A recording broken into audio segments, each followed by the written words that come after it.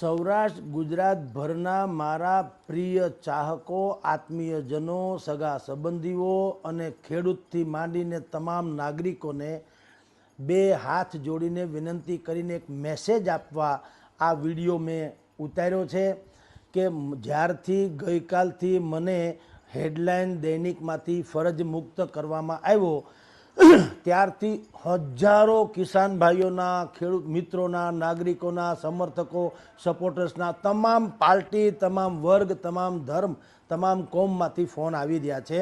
અને આપની જાણ ખાતર હું એક ફોનનો જવાબ આપું, 20-25 ફોન મિસકોલ થાય. અને સ્વાભાવિક જ મેં ગઈકાલથી અત્યાર સુધી 1100 ફોન મારા મિસકોલ થયા છે અને કેટલાકને હું જવાબ આપી શક્યો, કેટલાકને નથી આપી શક્યો. એટલે આ વિડીયોના માધ્યમથી હું આપ સર્વે મારા જે ચાહકો છે, સત્યના ચાહકો છે, લડવા માટે થઈને તૈયાર હોય એવા લોકો છે, બધાને હું કહું છું, આપણો કોઈ છુપો એજન્ડા નથી. હું આપના ફોન રિસીવ ન કરું તો રખે એવું ન માનશો કે યા તો હું ભયંકર મુસીબતમાં છું અથવા તો હું હવે તમારા ફોન લઈ શકતો નથી કારણ કે મને ક્યાંક ઈગો હમ છે. મૂળ વાત એટલી છે કે એટલો ધસારો છે, ફોનથી માંડીને મેસેજીસ લોકોનો મળવાય આવે છે ને બધુંય. તો હું અતિ વ્યસ્ત હોવાને કારણે સરકારથી માંડીને જે કોઈ જેને માનવું હોય તે માને, લોકો એમ માને તમે વ્યસ્ત નથી, અસ્તવ્યસ્ત છો. તો એ જેને જે માનવું હોય, પણ અતિ વ્યસ્તતાને કારણે હું આપના ફોન રિસીવ ન કરી શકું તો પણ મને ક્ષમ્ય ગણજો. અત્યારે જે મારી સામેની તથાકથિત કાર્યવાહી શરૂ થઈ છે અને હવે ભવિષ્યમાં જે થાય તે અઠવાડિયું થોડુંક થાળે પડવા દો. ત્યાં સુધી મને મેસેજ કરજો, કમસે કમ અનુકૂળતા હશે તો હું મેસેજ વાંચી લઈશ, અનુકૂળતા હશે તો મેસેજ વાંચી લઈશ.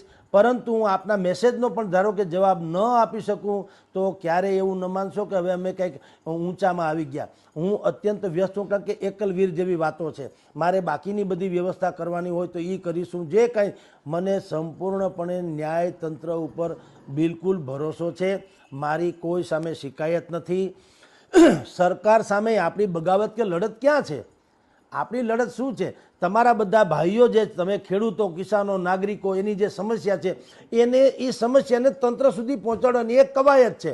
હવે એ કવાયતની રેસીપી જે છે, જેમ કે મારી ભાષા એ એને ગમે કે ન ગમે એનો વિષય છે, પણ મારે તો વાત છે, મારો ધર્મ બજાવવાનો છે પત્રકાર તરીકે, જે હું અત્યારે બજાવી રહ્યો છું. હવે સરકાર જે સ્ટેપ લે તે અને જે ઘટના ઘટે કે એ તમને વાયા મીડિયા ખબર તો પડી જ જવાની છે. હું કદાચિત તમને રૂબરૂ કાંઈ કહી શકું કે ન કહી શકું તો પણ આપ સુધી મેસેજ પહોંચી જશે. આપ સર્વેને મારી વિનંતી કે જે કાંઈ નિર્ણય અઠવાડિયા પછી ન કહું છું અથવા તો ત્યાં સુધીમાં ધારો કે ધરપકડ થાય, જેલમાં નાખે યા ફલાણું કરે, કુછ બી થાય તો આપ સર્વે સ્વતંત્ર છુઓ.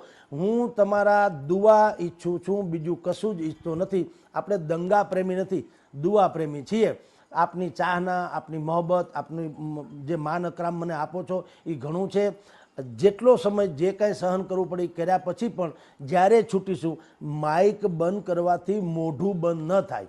હું કિસાનો માટે કે નાગરિકો માટે આ મીડિયા ક્ષેત્રમાં છું એટલે એ સ્વાભાવિક અમારો ધર્મ છે. હું કોઈ ઉપકારે કરતો નથી એટલે મને એમાં જરાય ઈગો નથી. પણ જ્યારે મને મોકો મળે ત્યારે પણ હું જનતાનો અવાજ બનવાની કોશિશ કરીશ.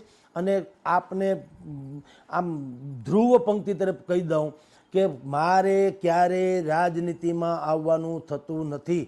એટલે કોઈને એવું ન માને કે હું જ્યારે જનતાની વાત કરું ત્યારે હવે હું ફલાણાભાઈ બનીને પાછો આવીશ અને હું રાજનીતિમાં આવીશ. સોરી, અમે પત્રકાર છીએ એ એટલા માટે છીએ કે આજે હું જેની સરાહના કરતો હોઉં, સંભવ છે કાલ એ સરકારમાં આવે તો એની પણ આ મિસ્ટેક હોય તો હું કોઈનો ખેસ પહેરી લઉં તો એ ખેસ પહેર્યા પછી એની સરાહના જ કરવી પડે, જે લોકો અમુક લોકો અત્યારે કરી રહ્યા છે. મારે કોઈનો ખેસ પહેરવો નથી. હું ઓઢું તો કાળી કામળી જેવું કે જેમાં દાગ ન લાગે. એટલે મારે જે પત્રકાર તરીકેનું મારી જે ફરજ છે એ બજાવ કરીશ. આપ સર્વે ભાઈઓનો આભાર. હું ફોન રિસીવ કદાચિત નહીં કરી શકું તો બિલકુલ અંદરો અંદર તમે એકબીજા મિત્રો, સંગઠનો જે કાંઈ હોય તે એ અંદરો અંદર કોઓર્ડિનેશન કરી, સંકલન કરીને જે નિર્ણય તમારે લેવો હોય લેજો, જો કોઈ અજુગતું બને તો. બાકી ઈશ્વર કૃપાથી છે, તમામ સંતો મહંતોના આશીર્વચન છે. હું તો એટલું કહું છું, પરમાત્માનું નામ લેજો, દુઆ આપજો એટલે આપણે આમાંથી પાર ઉતરી જઈએ. નમસ્કાર.